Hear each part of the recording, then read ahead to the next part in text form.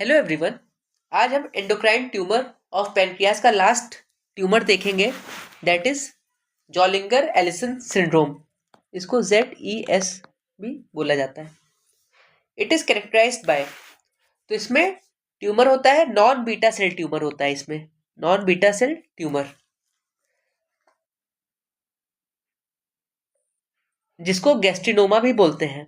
As result क्या होता है, गैस्ट्रिन का सिक्रीशन बढ़ जाता है and as a result gastric acid का हाइपर सिक्रीशन होता है। और अगर एसिड का हाइपर सिक्रीशन होगा तो वो अल्सरेशन फॉर्म करेगा। तो ये था थोड़ा पैथोफिजियोलॉजी ऑफ जॉलिंगर एलिसन सिंड्रोम। सबसे पहले नॉन बीटा सेल का ट्यूमर होगा, उसको गैस्ट्रिनोमा बोलते हैं। फिर उसकी वजह से गैस्ट्रिन का लेवल बढ़ेगा, गैस्ट्रिन का लेवल गैस्ट्रिक एसिड का लेवल बढ़ाएगा, और अगर गैस्ट्रिक एसिड का लेवल बढ़ेगा तो अल्सर होगा। इसके क्लिनिकल फीचर्स क्या क्या है? मोस्ट कॉमन मैनिफेस्टेशन है पेप्टिक अल्सर, और मोस्ट कॉमन साइट इसका क्या है? Duodenum, that is duodenal bulb. Second feature है डायरिया। अब इसके जो डिसेंडिंग ऑर्डर में इसके साइन और सिम्टम्स दिए हैं, जैसे सबसे पहले एब्डोमिनल पेन सबसे ज्यादा होगा, उसके बाद diarrhoea, and the last is GERD। अब हम जॉलिंगर एलिसन का ट्रायड देख लेते हैं। सबसे पहला पॉइंट ये हो गया, पेनक्रियाटिक और ड्यूडनल ट्यूमर। सेकेंड पॉइंट होगा गैस्ट्रिक हाइपर सिक्रीशन। हमने ऊपर टेबल में देखा था कि ट्यूमर की वजह से गैस्ट्रिक का हाइपर सिक्रीशन होगा। का इफेक्ट कहाँ कहाँ पे होता है? एक तो पैरेटल सेल पे होता है और एक क्रोमैफिन सेल पे, एंटाक्रोमैफिन सेल पे। ओके।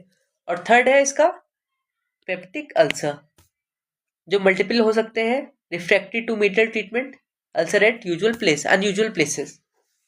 तो ये तीन ट्रायड है ZES के: pancreatic tumour, gastric hyper secretion and peptic ulcer. अगर किसी पेशेंट में पेप्टिक अल्सर रिपोर्ट्स में आया तो उसको जॉलिंगर एलिसन सिंड्रोम कब बोलेंगे? जब पेप्टिक अल्सर के साथ डायरिया प्रेजेंट हो तो उसको जॉलिंगर एलिसन बोलेंगे। जब पेप्टिक अल्सर अनयूजुअल लोकेशंस पे हो, या फिर peptic ulcer that is refractory to treatment हो, या फिर पेप्टिक अल्सर के साथ मेनवन सिंड्रोम प्रेजेंट हो, या peptic ulcer without H pylori infection हो।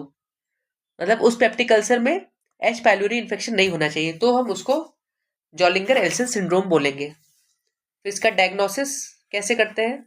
3 लेवल्स में होता है।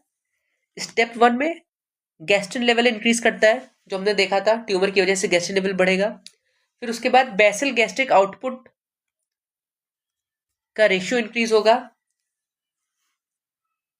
ये रेशियो दिया है बेसल गैस्ट्रिक आउटपुट और मैक्सिमम एसिड आउटपुट का रेशियो, जो इंक्रीज होगा। और थर्ड है प्रोवोकेटिव टेस्ट, जिसमें सबसे ज्यादा सेंसिटिव और स्पेसिफिक क्या है? Secretin injection test. Secretin stimulation test is the most sensitive and specific for Zollinger Ellison syndrome. तो ये कुछ इंपॉर्टेंट पॉइंट्स थे जॉलिंगर एलिसन सिंड्रोम के बारे में। That's all for the day.